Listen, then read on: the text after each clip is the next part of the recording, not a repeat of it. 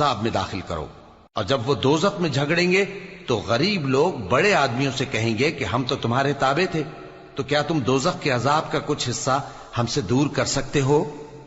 بڑے آدمی کہیں گے کہ تم بھی اور ہم بھی سب دوزخ میں ہیں، اللہ بندوں میں فیصلہ کر چکا ہے۔ اور جو لوگ آگ میں جل رہے ہوں گے وہ دوزخ کے داروغوں سے کہیں گے کہ اپنے پروردگار سے پکار کر کہو کہ وہ ایک روز تو ہم سے تھوڑا سا عذاب ہلکا کر دے۔ وہ کہیں گے کہ کیا تمہارے پاس تمہارے پیغمبر نشانیاں لے کر نہیں آئے تھے؟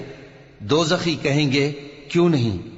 تو وہ کہیں گے کہ تم ہی پکار لو، اور کافروں کی پکار اس روز بیکار ہوگی۔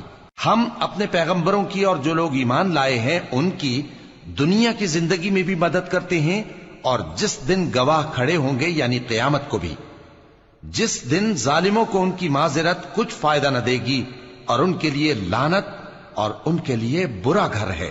اور ہم نے موسیٰ کو ہدایت کی کتاب دی اور بنی اسرائیل کو اس کتاب کا وارث بنایا، جو عقل والوں کے لیے ہدایت اور نصیحت تھی۔ لہذا صبر کرو، بے شک اللہ کا وعدہ سچا ہے، اور اپنی کوتاہی کے لیے معافی مانگو، اور صبح و شام اپنے پروردگار کی تعریف کے ساتھ تسبیح کرتے